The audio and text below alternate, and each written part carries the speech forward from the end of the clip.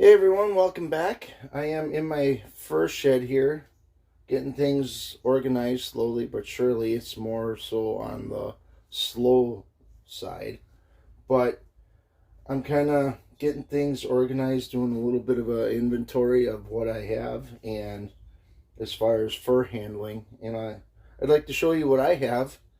And I know I'm forgetting some things, but if you can remind me down in the comments what I could use, or if I'm missing something, or if you have any other ideas what would make fur handling a little easier. So here's what I have, and it's not a lot, but it's enough for me to get by and to put up some furs. All right, the first thing that I use is I put on a pair of latex gloves, vinyl, whatever you're not allergic to. This is what I use, protect myself from the blood, any dirt that's on the animal that might get into your bloodstream if you have a little bit of an open sore. So that's what I use. Next thing that I use is a brush. I use this to comb out the fur, any snarls, matted down fur, anything that's going to stick to the fur and create a bump on the opposite side when you're fleshing. Because if you hit that little bit of a bump, you may end up putting a hole in your hide, and you don't want that. And the next thing is a knife sharpener. Before I start skinning, I'll take my knives, run them through here, or I'll use a steel also, which also is a multi-tool for once you do your first cut on your raccoon. You get to the point where you want to skin out the legs, you stick it in between the hide and the muscle of the hind leg, poke it through, and you pull it towards the foot, and it'll help take the hide off the back legs. Okay. And what I use to do the first cut is I use a fillet knife. It's nice and long. It's manageable. You can kind of control it easier than a small one. That's my preference. Then after that, I'll go ahead and use this knife, the beaver tail knife. It is rounded. You're not going to have the potential of poking a hole into your hide. You may, if you're not careful, cut a hole into your hide, but the main purpose is not to poke a hole. And once I get to the point where I want to skin the tail, I use a tail stripper, tail puller. I forget what the actual terminology is.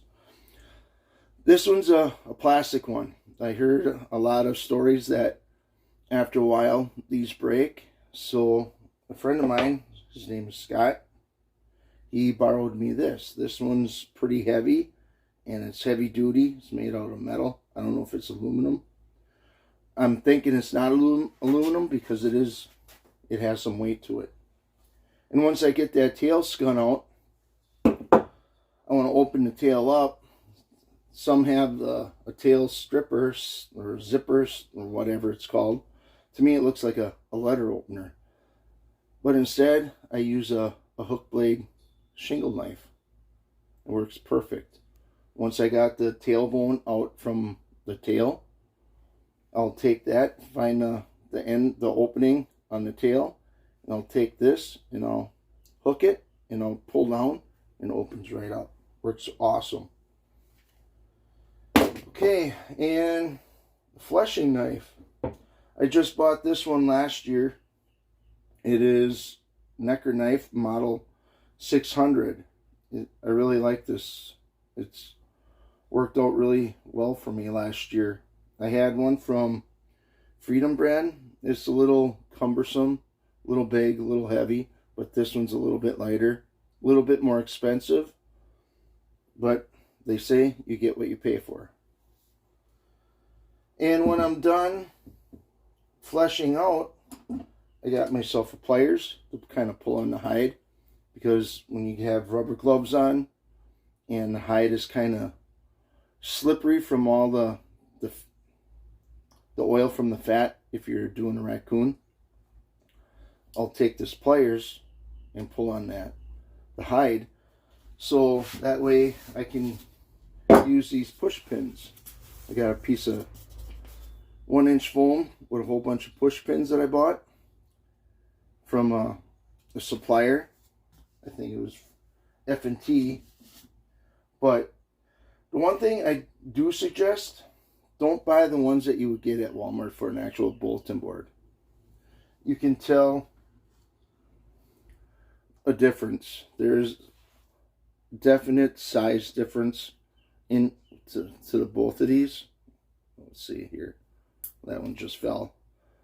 But go with the bigger ones. It's once the hide dries, it may roll up onto those little tacks here, and it's going to be hard to be able to pull those out. So, and when I'm all done, I got some paper towel that I'll wipe things clean with. And if I really want to, well, first I'll use disinfectant wipes. I'll clean off my tools, my knives, my fleshing beam. Then I'll go along with a paper towel and dry everything off. And that's what I use for cleaning things up. The most important thing that I feel that everyone should have that's doing fur handling is a first aid kit. This came in handy a couple times. It's better than using a piece of paper towel and duct tape. So yeah, this is what I have, what I use right now. If you have any suggestions of what I could get, would make things easier also, just let me know. Yeah, so this is it. This is the tools that I use for fur handling. And if you have any suggestions what I could get, use, need, leave a comment down here. Well, that's the subscribe button. If you go over here, you'll have the comment. So,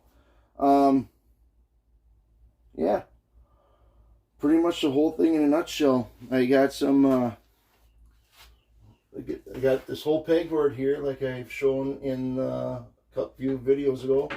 I got my boards right here for muskrats. All I need to do is get some more things over here for the rest of this trapping season. So until then, thanks for watching, and see you next time, and enjoy the little things, all right? Bye-bye.